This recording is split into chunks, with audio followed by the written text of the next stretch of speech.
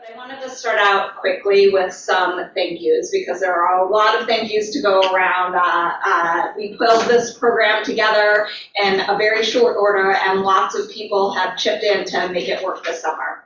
So I want to start out by first of all thanking Dean Watkins Hayes, who was the instigator of this whole program, made the connection with Spelman for us, and really this was her brainchild, and so big shout out to her for having the idea and making this a reality.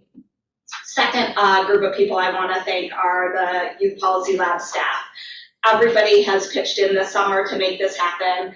People have delivered professional development workshops to these students. They've served as on-site mentors for them. They've come in to make sure that there's a person in the office if the students need anything. So thank you so much to all the YPL staff for all that you've done to make this work this year. I want to give a particular shout out to Shiyu, who was our point person throughout the summer and was there for all of the students' needs and set up all of our meetings and conference rooms and ordered the food and, you know, really ran the program for us this summer. And a similar shout out to Jeremy, who was really the person who helped pull together all of the stuff for the summer and really served as our lead person in making this program a reality. So thank you to the two of you for all that you've done. I really, really, really appreciate it. I also want to thank all of the guest speakers and folks from the Ford School who pitched in over the course of the summer. Folks really, these students met with like half of Ann Arbor and the surrounding area. And almost everybody in a role in public policy has met with these students, and everybody gave very generously of their time to give our students a sense of what it would be like to have a career in public policy. So thank you to everyone. I don't know if Marietta Daniels-Eccles is on, but she was one of the folks who met with them. I think she was going to join this morning. So really appreciate that. Also, the way we structured the program this summer was that we assigned each of the students a faculty advisor to help supervise their projects over the course of the year. And so I wanted to say thank you to Jasmine, Erica, Brian, and Sandra, who all served as faculty advisors, and have a little gift here for Erica as a thank you for being a part of this summer. So a YPL water bottle. Thank you. So thank you so much. And I have one for Jasmine too. She may or may not be here, but if she doesn't, maybe I will give it to you to get to her. So, yeah. And then I guess the last set of thank yous is really to these students. They have been a joy to have here this summer. They have been enthusiastic about everything that we have asked them to do. They have been curious. They ask lots of great questions. They have really tried to make the most of this experience, and they've been incredibly flexible. I mean, we told them at the outset that this was a brand new program, that we weren't sure how it was going to go. We've made mid-course corrections to try to make things work, and they've just sort of rolled with the punches the whole time, and really I couldn't ask for a better group, inaugural group for our Aspire program. So you guys are fantastic. Really glad that you were here with us this summer. We're going to miss having your energy around the office. It's been really nice to have you all.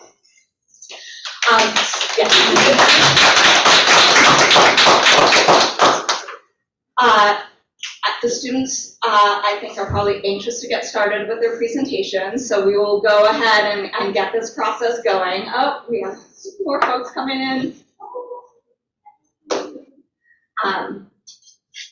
So we're going to go ahead and get started. The students are going to give their presentations, and then we're going to save the questions for the very end. So we'll let all four of them present without interruption, and then at the end, save your questions, and the four of them will respond to the questions at the end as a group. Anything else? I don't know, Dean Watkins Hayes, did you want to say anything before we jump in? Good morning, Robin, and good morning to everyone in the room. I just want to echo my thanks. I am so excited to see this come to fruition. We were so excited to host the inaugural Aspire class. And I just want to thank them for their openness and their hard work and excitement about visiting us at the University of Michigan. And I want to thank the team, the YPL team, all of the people throughout the University of Michigan campus who came to meet with the students. And I especially want to thank you, Robin, for your excellent work and vision in coming to see me and having a conversation about a vision you had about something that you and Brian wanted to build within YPL. So to you and to Jeremy and Chiyu and the rest of the YPL team who worked so hard on this, I just want to say thank you so much. And I'm so excited to hear these presentations. And thank you for everyone in the audience today. All right, so without further ado, we will start with Kayla Anderson. Come on up and let me get started. The clicker up there will work. Oh, can I practice? Okay. Hi, everybody. My name is Kayla Anderson. I am a rising senior from Spelman College, political science major and double minor in Spanish and education. And today I will be talking about school discipline in Detroit public schools for my Aspire 2023 research project. And specifically, I will be examining the relationship between disciplinary perception, suspension histories, and contact with the criminal legal system.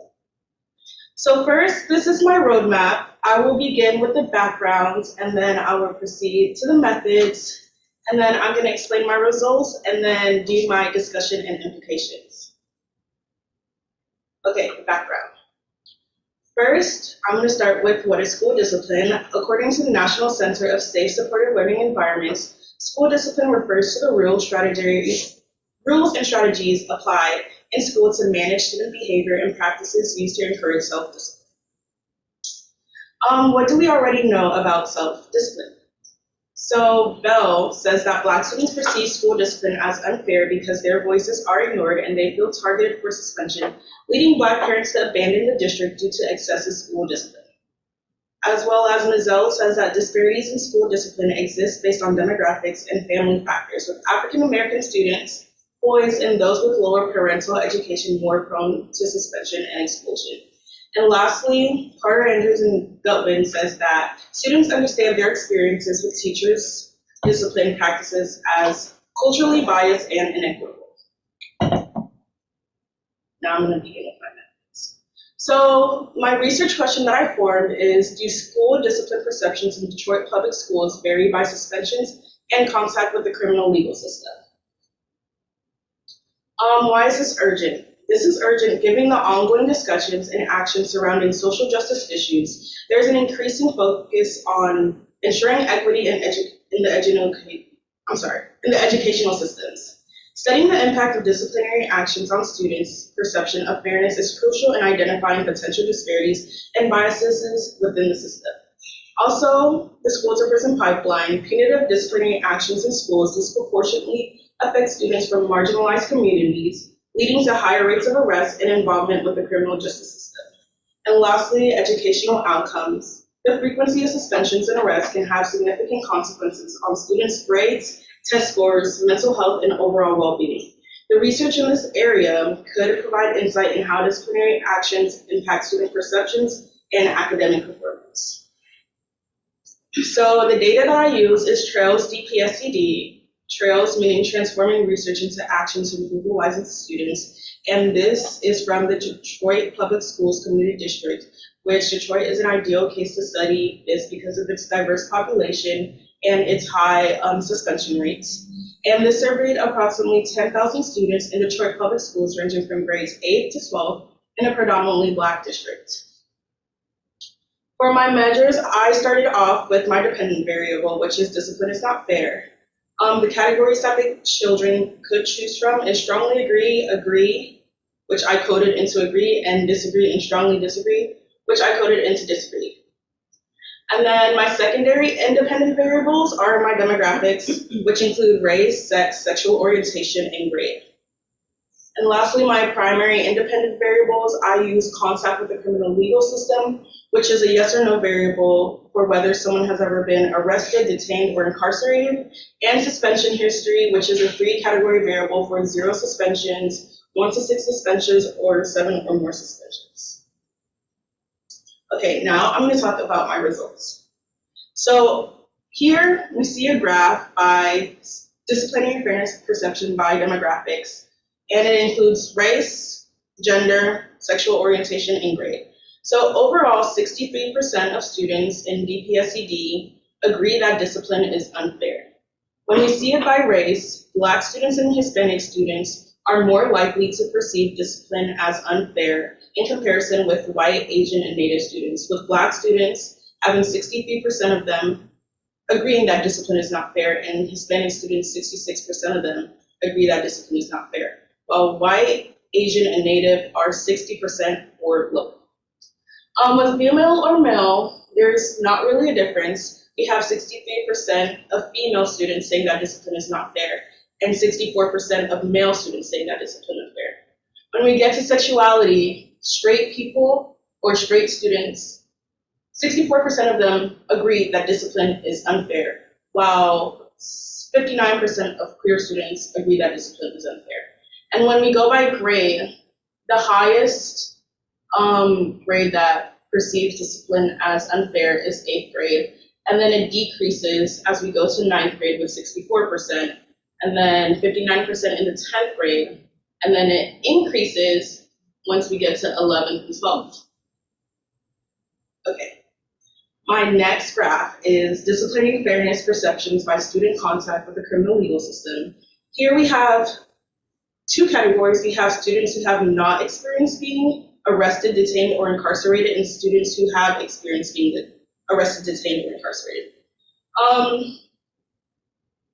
With students who have not experienced contact with the criminal legal system, 63% of them view discipline as unfair, while 53% of students who have had contact with the criminal legal system perceive discipline as unfair.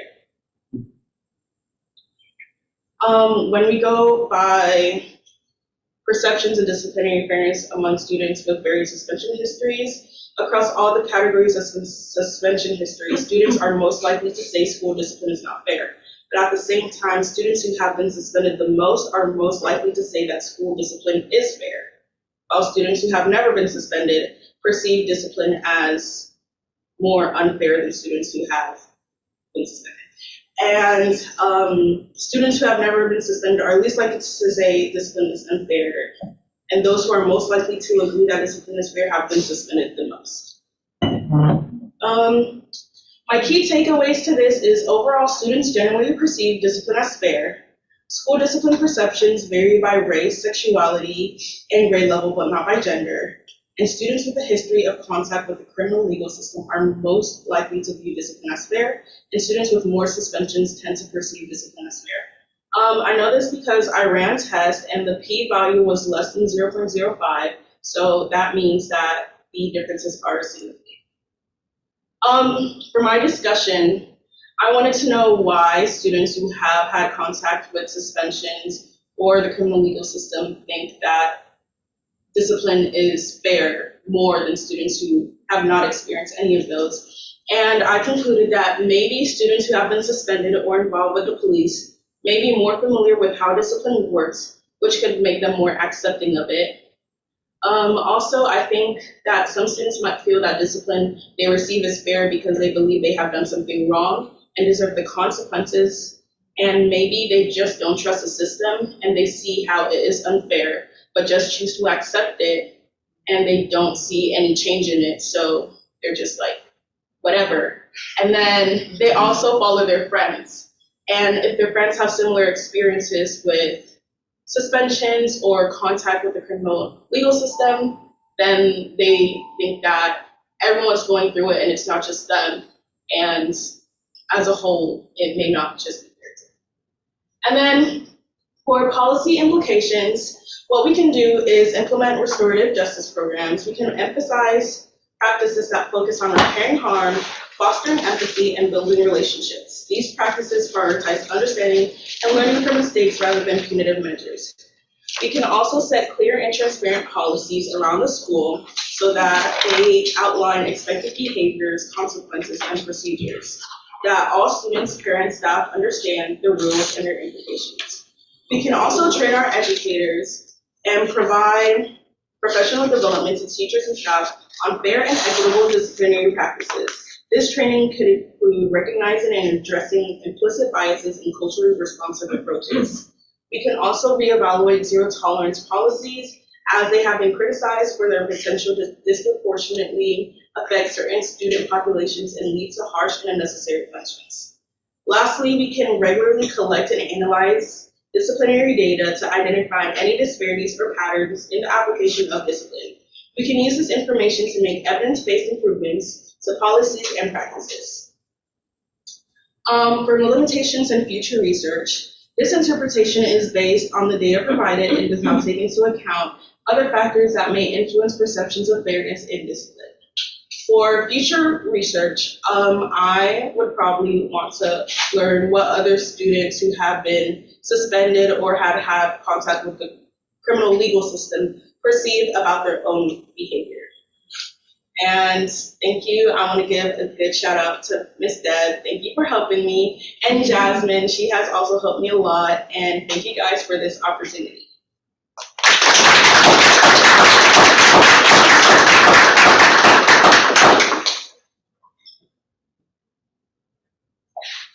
Lexi, are you next? Oh yeah, I didn't know he was doing it.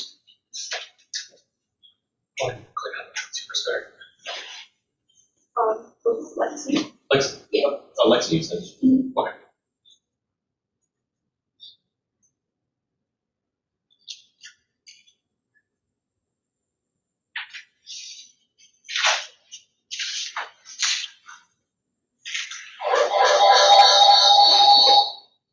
Good morning, everyone. My name is Lexi Turner. I am a senior sociology and anthropology major, film and visual culture minor from Virginia at Spelman College, and I'm really excited to be talking with you guys this morning. Today, my presentation is on identity formation and the role of public schools.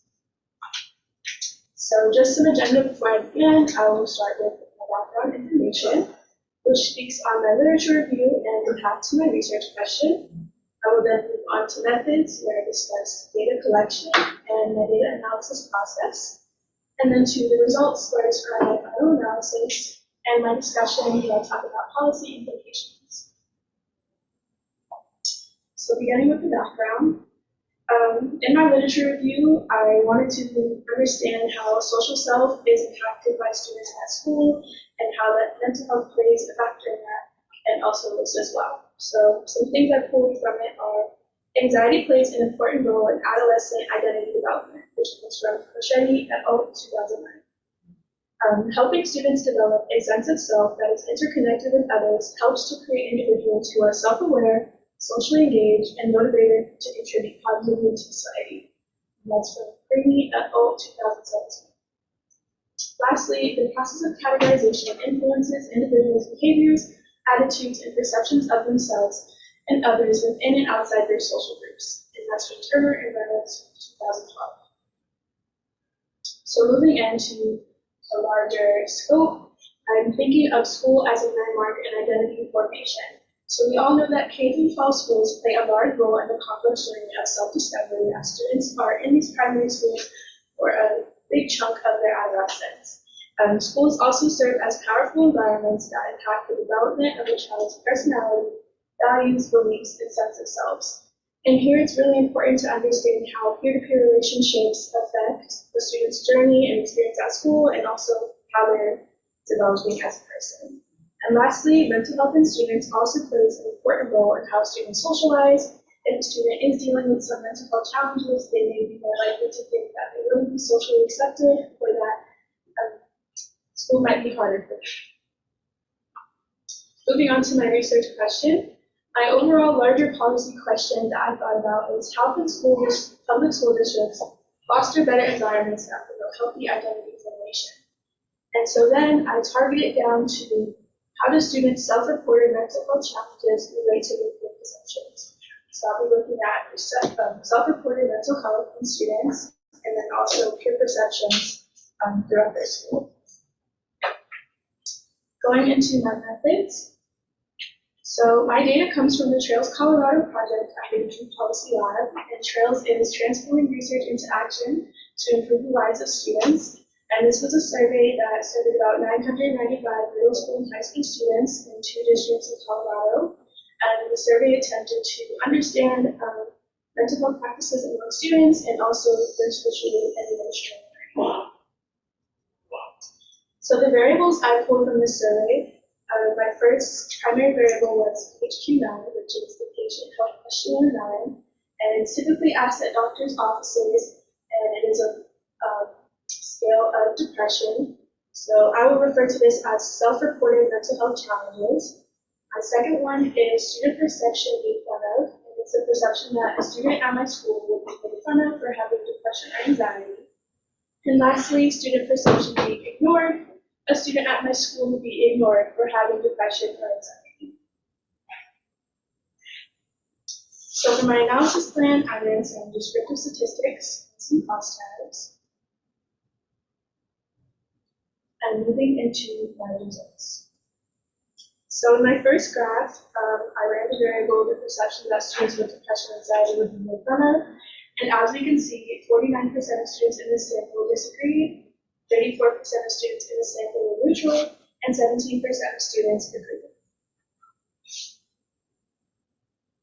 Moving on to my second variable, the perception that students with depression and anxiety would be ignored. 45% of students disagreed, 37% of students were neutral, and 18% of students agreed with this statement. And lastly, self-reported mental health challenges. 38% of students were experiencing none to minimal, 23% of students were experiencing mild, 18% of students were experiencing moderate, and 21% were experiencing severe. And something I think is interesting to point out about this one is that although 38% was the most popular response, those students in this school in the survey are experiencing some sort of mental health challenge, and also severe, 21%, that is 1 in 6 students reporting severe mental health challenges. So here we have a tabulation between mental health challenges and the perception of being made fun of. And for students with none to minimal mental health challenges, we can see 58% of them disagreed with the statement, 33% were neutral, and 10% agreed. For students with mild symptoms, 51% disagreed, 35% were neutral, and 14% agreed. For students with moderate challenges, 44% disagreed, 38% were neutral, and 18% agreed. And lastly, students with severe, 49% disagreed, 34% were neutral, and 17% agreed. And something I think is interesting about this chart is, as you can see in mild and moderate, the percentage of agreed kind of goes up a little. So I feel that students in this sample are getting a bit more positive towards the perception that they would be made fun of. Although the severe is 17%, it does show that the jump from 10% to 14 to 18, I think that shows that students are having that perception a little bit more. Next, we have self-reported mental health challenges with the perception of being ignored. So we can see students with none to minimal, 57% of them disagreed, 32% were neutral, and 11% agreed. For students with mild challenges, 44% disagreed, 39% were neutral, and 16% agreed. For moderate, 36% disagreed, 45% were neutral, and 19% agreed. And lastly, for severe, 31% disagreed, 38% were neutral, and 31 agreed. And the interesting part about this graph is you can actually see the perception of being ignored go up from none to minimal to severe. So that does show that students who do have more mental health challenges are thinking that they would be ignored for having those challenges. So what does this tell us? There is a relationship between severity of reported mental health challenges and the thought of being perceived negative food by peers. So I think some things that, to answer my larger policy question, these findings can be used to promote funding for positive peer-to-peer connection strategies. And that could be things like clubs, student-led clubs, a leadership class in school for the students so that they can connect more and also put out some more of their own ideas and groups. And lastly, school-sponsored social events, things like dances or even fundraisers that can really just bring students together. That is the end of my presentation. I'd like to say thank you to everyone who's involved. Special shout out to Erica and also Anna if she's on here. And I'm really grateful to be here. So thank you guys.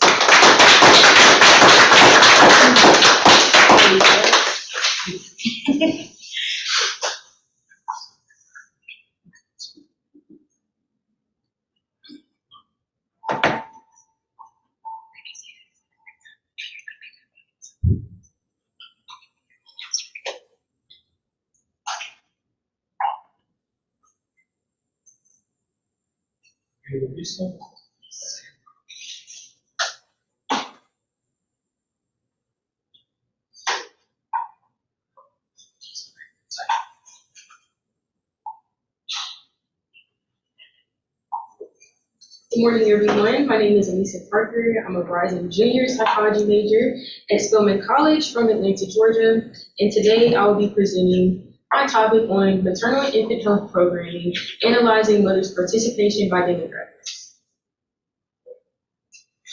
First, I will be leading you all through the table of contents.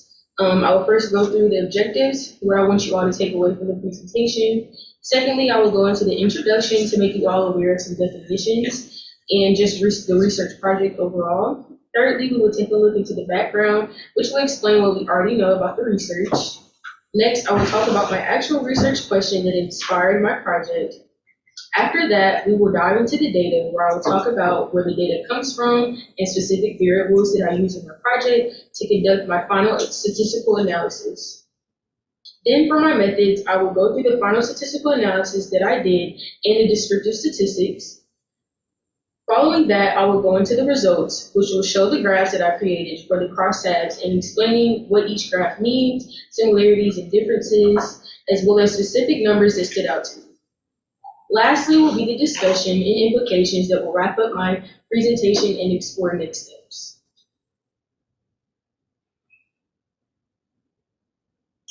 These are the objectives that I want you all to take away from this presentation, which will include understand how age and marital status affects MIHP participation, identify reasons why certain ages or marital status of mothers are higher or lower for some groups, and to learn the benefits of 3 or more home visits for mothers. So, what is MIHP? MIHP stands for the Maternal and Infant Health Program. The program is geared towards helping mothers with their newborn babies through home visiting tactics. Upon looking over the program's background and literature for the study under the Youth Policy Lab, I found a problem that had not yet been researched that I would like to tackle. That leads me to my research problem, and that research problem was, how do we analyze the demographics, how demographics affect the duration of mothers' maternal and infant health programming activities? So why is this a problem? Low participation equals no results. If you only attend one graduate history class, you can't become a history professor overnight. The same applies to this. Mothers who only had one initial visit in the hospital or 0 to 2 MIHP visits will not have as significant results as mothers who had 3 or more visits and or who completed the entire scheduled program. Secondly, certain demographics or pre-existing factors can have effect on the amount of participation for mothers, such as the cost of the MIHP program, fear of catching COVID, and uncomfortability with people in their home overall and around their baby. For the background, I looked at articles created here in the Youth Policy Lab on this specific project, as well as outside sources that I used for my literature review. And these were my findings. The maternal and infant health program's purpose is to help promote healthy pregnancies, healthy infant growth and development, with the goal of reducing infant mortality. MIHP is only available to Medicare, Medicaid, eligible pregnant mothers and infants. And the Maternal and Infant Health Program helps serve over 15,000 mothers and 20,000 infants annually. Now for my research question. Now, with looking through the literature and having my research problem, I was able to create my final research question, which is, what are the marital statuses and ages of mothers who have 3 or more home visits for the Maternal and Infant Health Program? The data that I used to answer this question was the Maternal and Infant Health Program administrative data provided by the Youth Policy Lab. It has collected data for over the past 12 years. The administrative data was collected from hospital records, Medicaid claims, as well as MIHP home visiting records. And the specific variables that I used for my project include the age of the mom, whether the mom is married, and whether the mother had 3 or more visits. The methods used for my research was using descriptive statistics calibrated with this data, such as frequency, the mean, standard deviation, and number of observations, as well as graphs for each of these tables. I looked at crosstabs between 3 or more visits and the age of the mom, as well as 3 or more visits, and whether the mother was married, to look at the frequency of each age by 3 or more visits and the frequency of marital status by 3 or more visits. Now for my results. So for my results, I have 2 graphs, and the first one shows the average number of visits per age. The bubbles are shown by the size of mothers in each 3 or more MIHP visits category. For the number of visits per age, 14-year-olds and 40 to 43-year-olds stood out to me. Both groups have a small population compared to the other age groups, and at least an average of 60% of mothers in each age group who completed 3 or more MIHP visits. 42-year-olds had the highest amount of participation in MIHP who had 3 or more visits. There was also a good number of 19 to 23-year-olds that had more than three MIHP visits. This ranged anywhere from 9,000 to 10,000 mothers. Each group also had at least 56% between the 19 and 23-year-olds that had 3 or more MIHP visits. Now for my next graph, I studied the average number of visits per age, the average number of visits per marital status. There was only a 0.8 difference between married women and non-married women. The ranges of each category included 93,156 for the non-women category, which is shown as 0. And for married women, it was 31,385 for the 1 category. It was interesting to see that it was not a significant difference between each group technically. For the average number of visits per marital status for non-married women is 57.85%, and for married women is 57.85%. If more tests were run based on the count in each group, I'm sure that there would be a significant difference in the percentages since the groups are not technically equally distributed. Now for the discussion and implications. Mothers' marital status does not necessarily predict whether or not they will have 3 or more visits, but due to the population, more tests should be run to ensure that it is not significant. And depending on the age, there are more frequent maternal and infant health visits happening. The ages were surprising, but 40-year-olds and up had more average visits than the rest of the population, which could be due to life in a career, single mothership, other children, being a new mother, and etc. In conclusion, the more MIHP visits that there are, it will benefit the mother and the baby in the future. Thank you.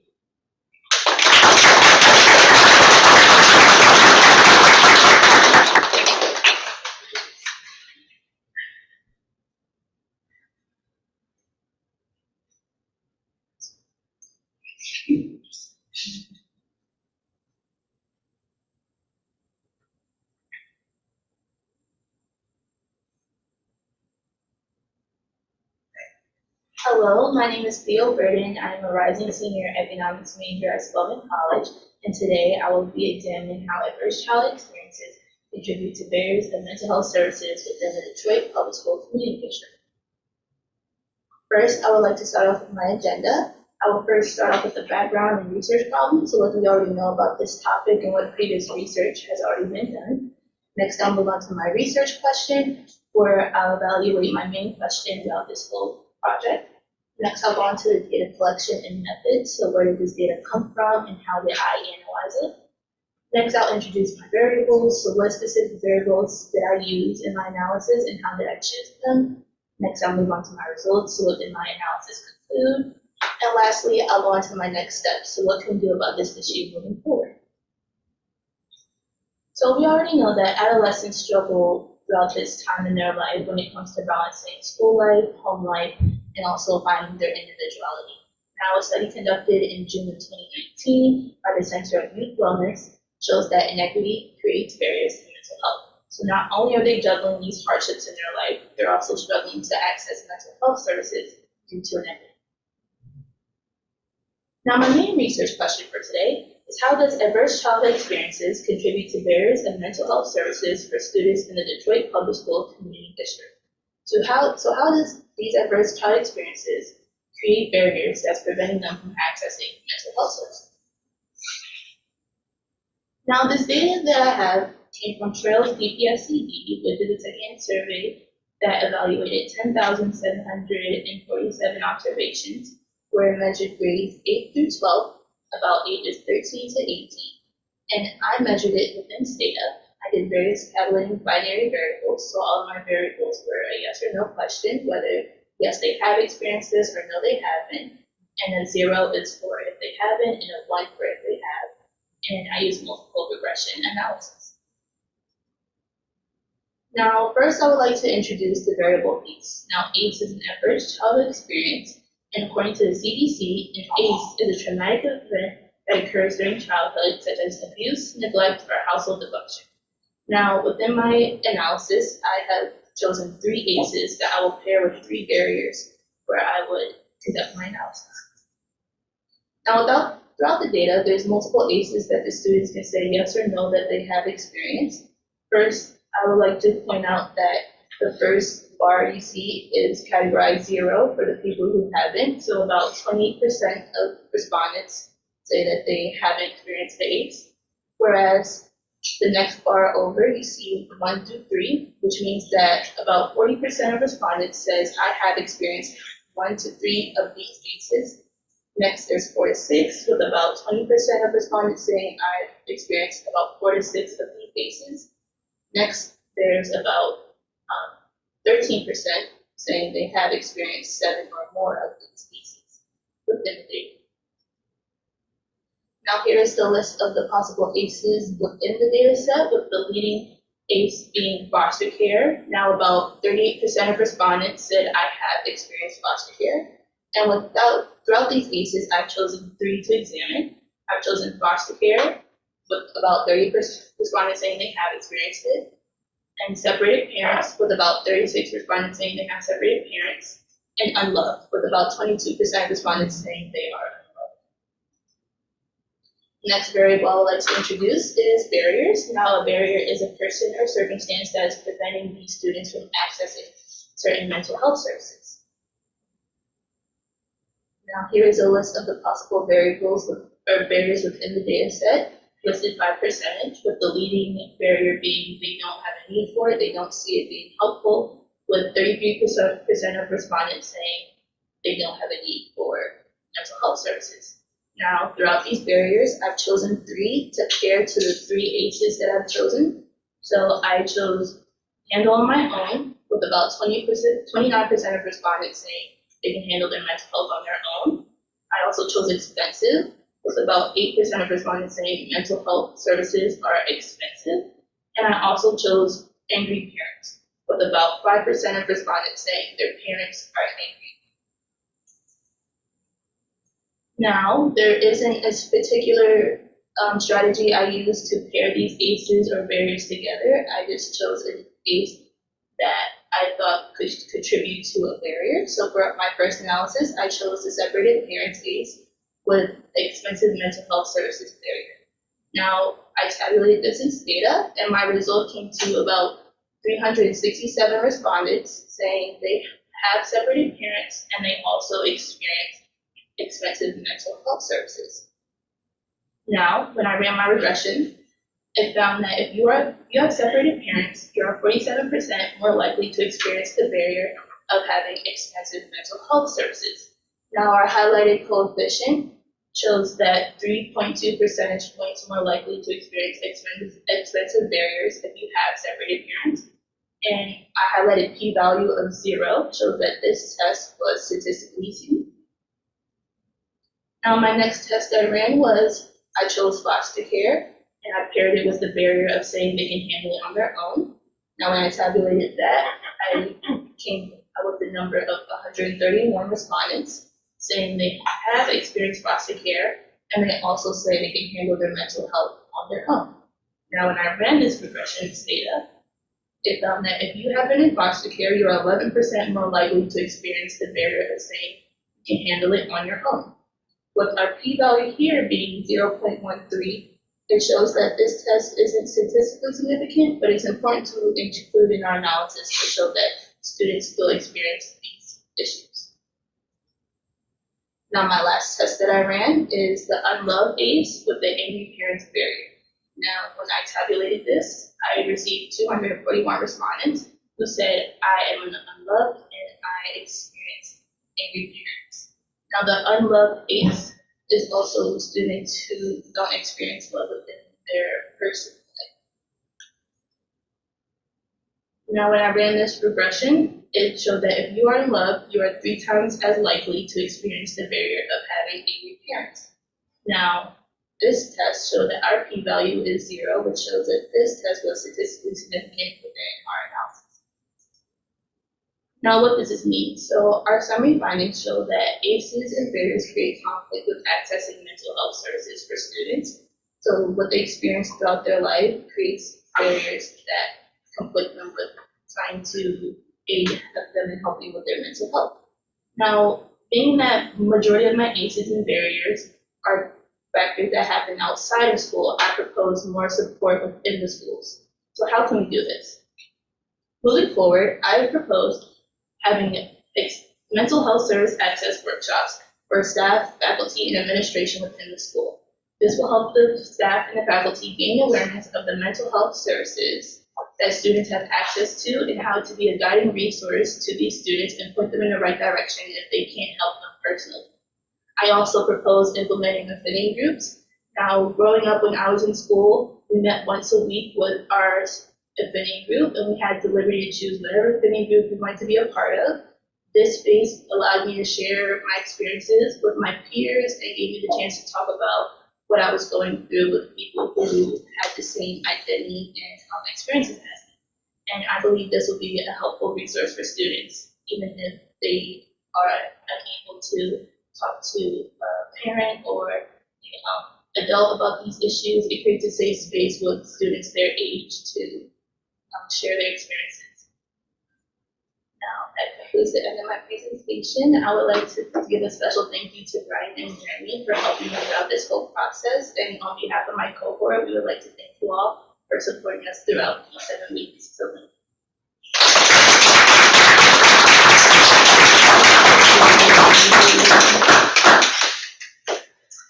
Congratulations, you guys did a fantastic job. I just want to say, 7 weeks is a very short period of time to put together a fully formed research project. And, you know, we had not had this clearly thought out, the timeline that this was all going to happen. And so these students over the last 2 weeks have been rushing to pull this together, and they really pulled it off. So congratulations, you guys did a fantastic job. Wanted to open the floor to a few questions for the students. They can stay there and you guys can ask whatever came to mind as you were listening to them talk. And I have a few last words. Do you want to have any questions you want to?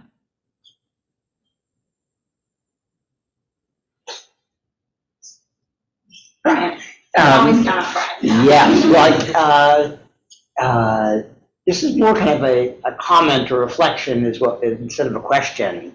I think sometimes in, academia or research or public policy, people are focused on, really statistical things or looking at the causal relationship between one factor and another factor.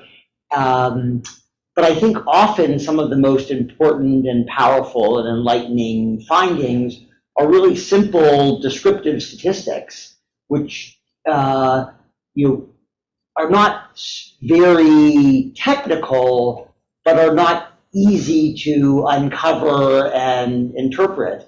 And I thought some of the results that you discussed today were exactly in line with this. I mean, I think, Kayla, your work showing that that students who had more experience with discipline in the justice system were actually less likely to think of the system as unfair is very counterintuitive. But it's that, counterintuitive fact, empirical fact, that I think is going to spur hypotheses and more research and potentially have policy implications. I think in the same way, Alicia's finding that, we talked about this when we were in our session, is that you have like kind of the really young mothers and the much older mothers had slightly more participation, but the relationship between age and participation was actually quite flat, as was the fact that there was no difference between married and unmarried mothers. Again, I think I would never have predicted that coming into the project, and it's just that's actually, I think, really important in general, and it's also personally one of the things I find most exciting and fun about research is this kind of discovery of things that you never really would have expected, and that can lead to lots of other interesting questions and projects, and hopefully some positive change for the communities you're studying. Great. And to follow on to that, Kayla, I wanted to ask you in particular, it was so intriguing, your results were kind of surprising, and I'm guessing you found them surprising as well, perhaps. You touched on this a little. What other questions did you wish had been in the survey that you would have liked to have heard the answer to, and maybe would have enlightened you a little bit about the results? Okay. I'm not sure. Yeah. I mean, the people who experienced the suspensions, what would you have liked to ask them if you were going to follow up with those people now, perhaps? Maybe how they feel their teachers feel or care about them. And yeah, I'm not sure. I don't have any off the top of my head. I'm sorry. No, that's okay. It was very interesting. It was really,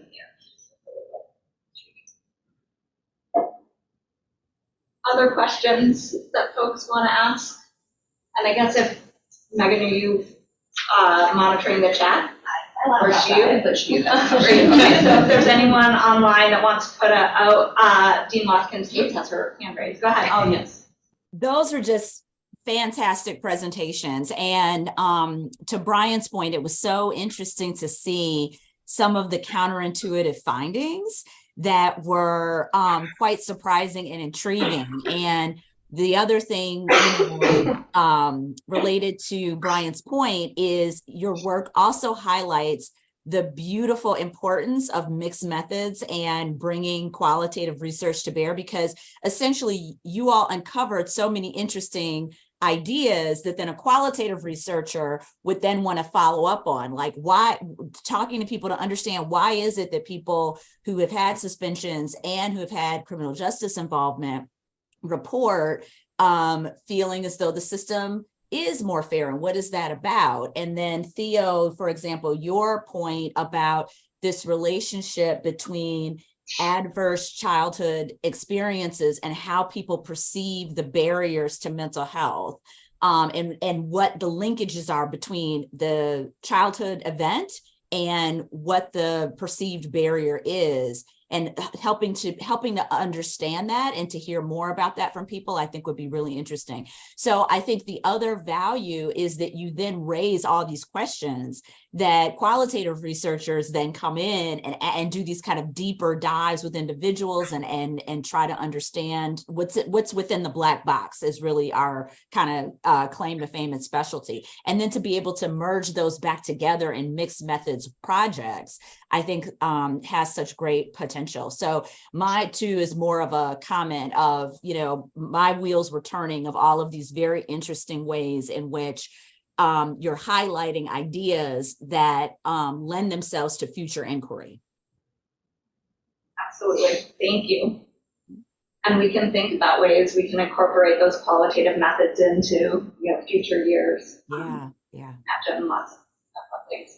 You know, Alicia had the opportunity to code some open-ended survey responses for us on the MIHP project, and pulled a lot of really interesting quotes from participants about their experiences. Yeah, I love that the interdependence of the two methods to get at these questions. I think it's really, really great. Thank you. Other comments or questions? Go ahead, Erica. I was gonna say, I love all the comments that we've had so far. One of the things I'd just love to, if anyone's able and interested to share of like, what has been the most rewarding aspect of this research process for you, like a thing that you all could take away that you felt was like a good learning moment or like rewarding experience. Just the process. You all went through a whole process in like a very short amount of time. This is incredible. I think for me, it would be just the process of how difficult it is to do a research project, because I'm so used to just finding something and then just doing it right away, whereas with my project, it took a while to develop my research question and actually really get started. So just learning that like it really is a process and just to take your time and everything comes together at the end. I agree. I feel like it was really rewarding at Spelman. I feel like with the research projects, you could really feel it, like, make it happen the night before, but here, it's been a long 7 weeks of determining my research question and then going into data and recoding everything and generating new variables and everything. So just to see something that I put a lot of time and effort in be produced, I am very proud of that. Yeah, I agree with both of them. I think this process has taught me a lot, and also the value of living a team and just how much input everyone has given to us and helped us build this up. And even working with the data set that large, that was my first time. So I think I've really taken a lot of research experience from this. I definitely have to agree with everyone. I'd also like to say, I think the most rewarding part for me is just, seeing everybody gather and how proud you all are of us. So that's definitely. Well, that might be a great place to end this unless there's anybody else who has a pressing comment or question.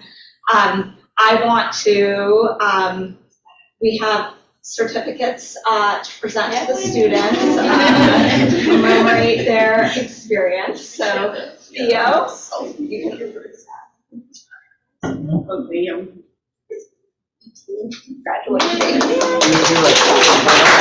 Yeah, let's graduation.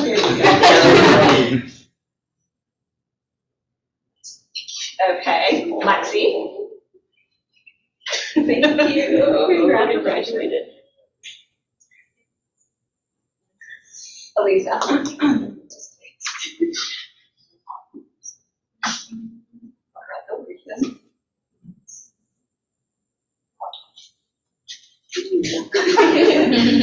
you. Oh, I'm sorry. I didn't know. Congratulations. Great, Thank you. And the whole picture, yes, we'll do a whole picture. Yeah, let's do a whole picture and then. Congratulations. That's not the photo. Just like that, very nice. Thank you. Thank you.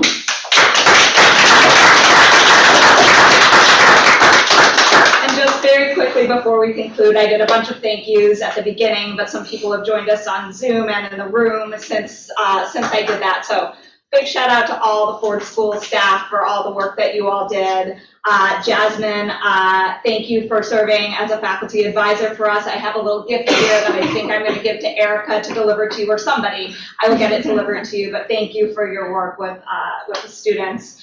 And then thank you, Mel and Marietta. They were two of our outside speakers who spent time with the students and, you know, took them to lunch and had conversations with them about what it's like to have a career in public policy. So thank you so much for your time and effort. Really, really appreciate it.